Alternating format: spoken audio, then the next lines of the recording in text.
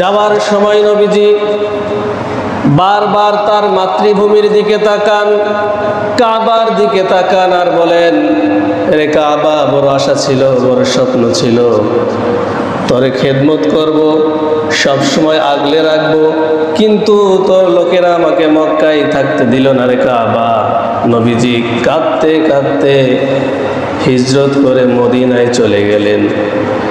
যাওয়ার পরে নবীজির উপরে যেই সমস্ত জুলুম, নির্যাতন এবং ষড়যন্ত্র এরা করত, সেগুলো কিন্তু বন্ধ হয়ে যায় নাই, সেগুলো তখনও চলমান ছিল।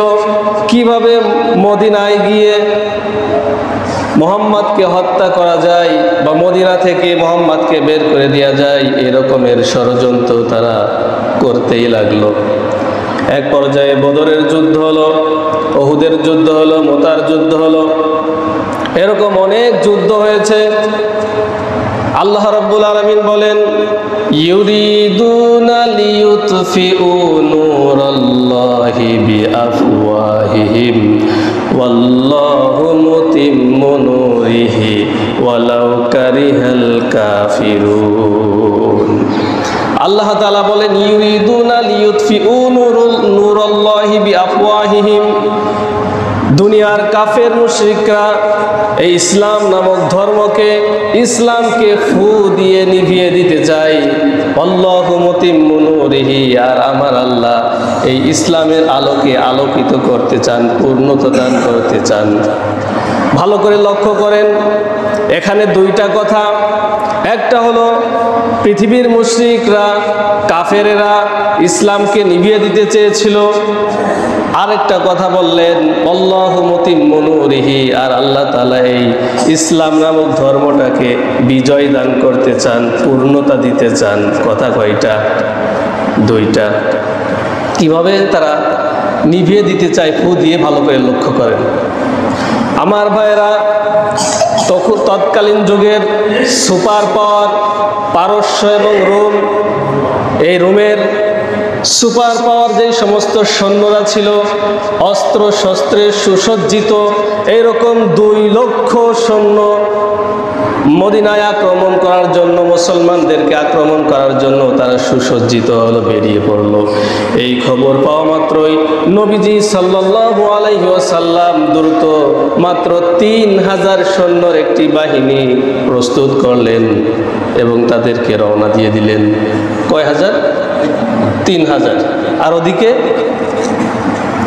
ওদিকে 2 লক্ষ। 2 লক্ষ, তাও যেমন সেমন কোনো সৈন্য তারা নয়।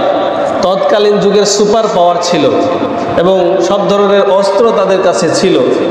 লোহার বর্ম, তলোয়ার দিয়ে কোপ দিলেও কিছু হয় না, এরকম লোহার বর্ম পরে তারা আছে। তাদের কাছে ঢাল, চকি, নামি দামি তলোয়ারের কোনো অভাব ছিল না। এইরকম 2 লক্ষ সৈন্য নিয়ে তারা মদিনায় আক্রমণ করার জন্য বের হলো। খবর পেয়ে নবীজি সাল্লাল্লাহু আলাইহি সাল্লাম, তখন তো মুসলমানদের সংখ্যা খুবই কম, সব কিছু করায় মাত্র কয় হাজার? 3000। কোথায় 2 লক্ষ আর কোথায় 3000? এই 3000 সৈন্য তাও কার সাথে যুদ্ধ করতে যাচ্ছে এবার বুঝতে পারছেন? এই জন্য আল্লাহ রাব্বুল আলামিন বললেন, ইউরিদুনা লিইউতফিউ নূরাল্লাহি বিআফওয়াহিহিম। তারা এই ধর্মটাকে বা ইসলামটাকে ফু দিয়ে নিভিয়ে দিতে চেয়েছিল।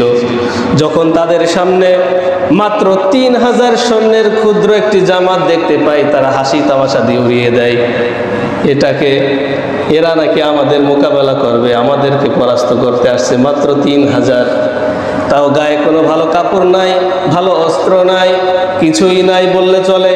এমন 3000 এরা ফু দিয়েই সেটাকে নিভিয়ে দিতে চেয়েছিল। কিন্তু আল্লাহ তাআলা বলেন, আল্লাহু মুতিম্মু নূরিহি, আর আমি আল্লাহ এই ইসলামের আলোকে পূর্ণতা দান করব। এখন ব্রেন খাটায় আপনারা বলেন তো, যে তাহলে আল্লাহ তাআলা কোন দলকে বিজয় দিতে যাচ্ছেন? পারলেন না। ইসলামকে। কিভাবে? এবার দেখেন, আল্লাহর নবী দ্রুত 3000 সৈন্য প্রস্তুত করলেন। এবং সেনাপতির দায়িত্ব দিলেন, কোথায় আমার পালক পুত্র যায়েদ? যায়েদ দাঁড়িয়ে গেলেন, লাব্বাইকা ওয়া সাআদাইকা ইয়া রাসূলুল্লাহ, আমি উপস্থিত আছি। এরপরে কোথায় আমার চাচাতো ভাই জাফর? তিনিও দাঁড়ায় গেলেন। এরপরে 3 নম্বরে ঘোষণা করলেন, আব্দুল্লাহ বিন রওয়াহা, কোথায় তুমি? সেও দাঁড়িয়ে গেল। এখন কথা হলো, যুদ্ধের সেনাপতি কয়জন? যুদ্ধের সেনাপতি হয় একজন, কিন্তু নবীজি ঘোষণা করলেন কয়জনের নাম? তার মানে কারো কোনো কিছু বুঝতে বাকি রইল না। একে একে 3 জনই যে এই যুদ্ধের ময়দানে শহীদ হয়ে যাবে, তাদের বুঝতে কোনো বাকি থাকলো না। নবীজি বললেন, যাও পরিবারের কাছ থেকে বিদায় নাও। হযরত যায়েদ রাদিয়াল্লাহু তাআলা আনহু বললেন, ইয়া রাসূলুল্লাহ সাল্লাল্লাহু আলাইহি ওয়াসাল্লাম, আপনি হচ্ছেন আমার পিতা, আপনি অর্ডার করেছেন। আম্মা জান আয়েশা রাদিয়াল্লাহু তাআলা আনহা, আমার মাতা, সে ঘর থেকে শুনেছে, আমার আর অনুমতির কোনো প্রয়োজন নাই। জাফর রাদিয়াল্লাহু তাআলা আনহু বাড়িতে চলে গেলেন। যাওয়ার পরে তিনি তার স্ত্রীদের থেকে অনুমতি নিলেন। লম্বা ঘটনা, ছোট করে বলছি। এরপরে আব্দুল্লাহ বিন রওয়াহা রাদিয়াল্লাহু তাআলা আনহু, উনিও বাড়িতে চলে গেলেন। যাওয়ার পরে তার স্ত্রী এবং সন্তানদের সঙ্গে দেখা করলেন আর চিরকালের জন্য বিদায় নিলেন যে আমি যুদ্ধের ময়দানে যাচ্ছি। তার স্ত্রী তার জন্য দোয়া করলো, আল্লাহ আমার স্বামীকে তুমি গাজী বানায় আবার আমার ঘরে ঢুকায় দিও। সাহাবী বলতেছেন, না আমার স্ত্রী, উল্টা দোয়া করো না, কারণ আমি জানি নির্ঘাত ওই মোতার প্রান্তরে আমি আজকে শহীদ হয়ে যাব। স্ত্রী কান্নাকাটি করে, বাচ্চারা কান্নাকাটি করে, আর আব্বা আব্বা বলে ডাকে। এরপরেও আব্দুল্লাহ বিন রওয়াহা একবারের জন্য পিছনের দিকে তাকালেন না, চলে গেলেন। লড়াই হবে মুতার প্রান্তরে। মুতার প্রান্তরে তারা যখন গেলেন, যাওয়ার পরে ওই সমস্ত রোমান সৈন্য যারা ছিল তারা হাসি তামাশা করতেছিল। এক পর্যায়ে যখন যুদ্ধ হয়, সকাল থেকে শুরু করে প্রায় সন্ধ্যা পর্যন্ত লাগাতার যুদ্ধ হতে থাকে। যুদ্ধের একটা পর্যায়ে প্রথমে ইসলামের ঝান্ডা বহন করতেছিল যায়েদ রাদিয়াল্লাহু তাআলা আনহু, ওনাকে শহীদ করে দেওয়া হয়। উনি শহীদ হওয়ার সঙ্গে সঙ্গে এই ঝান্ডা, ইসলামের ঝান্ডা মাটিতে পড়তে দেন নাই। পরে জাফর রাদিয়াল্লাহু তাআলা আনহু উনি সেটাকে উঠায় নেন। উঠায় নেওয়ার সঙ্গে সঙ্গে কাফেররা আক্রমণ করে তার ডান হাত কেটে দিলেন। উনি বাম হাতে সেটাকে ধরে রাখলেন। এরপরে বাম হাত কেটে দিলেন। এবার এই 2 বাহু দিয়ে তিনি এভাবে আঁকড়ে রাখলেন। এরপরে তারা তীর নিক্ষেপ করতে লাগলো, আর একটা তীর তার হৃদয়ের ভিতরে একেবারে ফুসফুসের ভিতরে ভেদ করে চলে গেল। তিনি মাটিতে ঢলে পড়লেন। মাটিতে ঢলে পড়লেন। পতাকা, ইসলামের ঝান্ডা মাটিতে পড়তে দেন নাই। সঙ্গে সঙ্গে আব্দুল্লাহ বিন রওয়াহা তিনি সেটাকে উঠিয়ে নিয়েছেন। এভাবে করে আস্তে আস্তে করে তুমুল যুদ্ধ করতে করতে তারা সামনে অগ্রসর হতে লাগলেন। এরপরে এক পর্যায়ে আব্দুল্লাহ বিন রওয়াহা তিনিও শহীদ হয়ে গেলেন। আব্দুল্লাহ বিন রওয়াহা 3 নম্বর সেনাপতি। তারা কিন্তু বুঝতে পারছে, 3 জনই বুঝতে পারছে যে তারা আজকের এই যুদ্ধের ময়দানে কি হয়ে যাচ্ছে, শহীদ হয়ে যাচ্ছে। এরপরে সন্ধ্যা হতে লাগলো, যুদ্ধ বন্ধ হয়ে গেল। তখন তো এরকম ছিল, রাত্রে যুদ্ধ ছিল না, সন্ধ্যা পর্যন্ত যুদ্ধ হতো। এরপরে রাত কেটে তারপর আবার সকাল থেকে আবার শুরু হতো। তখনকার যুদ্ধের নিয়ম এরকম ছিল। এরপরের দিন এই যুদ্ধের সেনাপতির দায়িত্ব দেওয়া হলো হযরত খালিদ বিন ওয়ালিদ রাদিয়াল্লাহু তাআলা আনহুকে। নাম শুনছেন না? হযরত খালিদ বিন ওয়ালিদ রাদিয়াল্লাহু তাআলা আনহু নির্দেশ দিলেন, আজকের রাত্রে কেউ ঘুমাবে না। কিছু কৌশল করলেন, কৌশলগুলো বলতেছি, ভালো করে মনোযোগ দিয়ে শোনেন। আজকের রাত্রে কেউ ঘুমাবে না।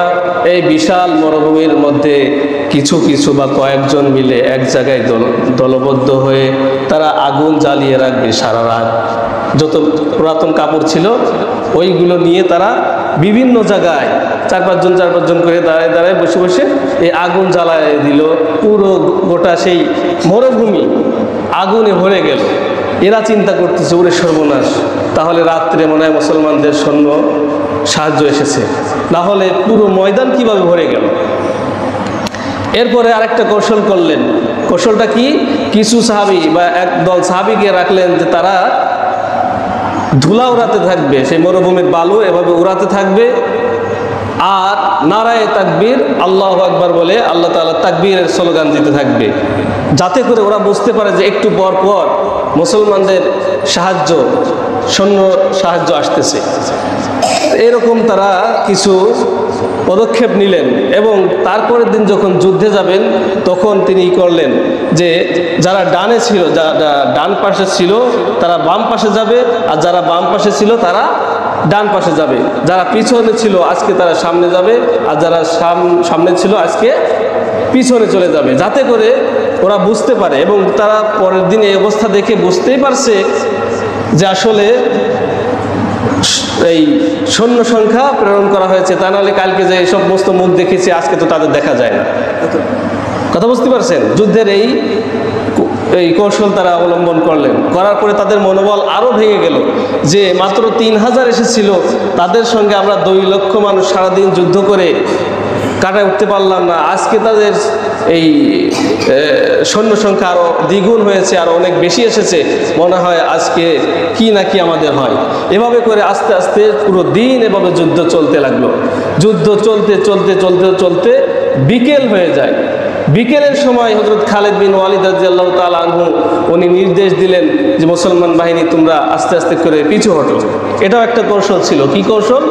যে আস্তে আস্তে করে তারা মরুভূমির ভিতরে যাচ্ছে, আর তারা বুঝতে পারছে যে মুসলমানরা এরা আমাদেরকে মরুভূমির দিকে টানছে, ওখানে হয়তো কোনো ফাঁদ পাতা আছে, আমরা ওখানে গেলেই আমাদের অবস্থা খারাপ হবে। আর আরেকটা দল পাহাড়ের পিছনে রেখেছিল যে তারা ধুলা উড়াতে থাকবে আর আল্লাহু আকবার বলে চিৎকার দিতে থাকবে, তারা যাতে করে এরা বুঝতে পারে যে একটু পর পর তাদের সৈন্য সংখ্যা বা সৈন্য সাহায্য আসতেছে। এইভাবে কৌশল করে মাত্র 3000 সাহাবী, মাত্র 3000 সাহাবী তারা তৎকালীন যুগের সুপার পাওয়ার 2 লক্ষ রোমান সৈন্যের সাথে তারা জিহাদ করেছেন। প্রিয় ভাইয়েরা আমার, সেখানে ছিল আল্লাহ তাআলার নুসরত, আল্লাহ তাআলার সাহায্য। যদি আল্লাহ তাআলার সাহায্য না হতো তাহলে কখনোই কোনোভাবে এটা কি সম্ভব ছিল? সম্ভব ছিল? সম্ভব ছিল না। তাদের ঈমান ছিল, তাদের ঈমানটাই ছিল মূল শক্তি। তারা মৃত্যুকে কখনো ভয় পেত না, আর যেই জাতি মৃত্যুকে ভয় পায় না সেই জাতিকে কেউ কোনোদিন হারাতে পারে না।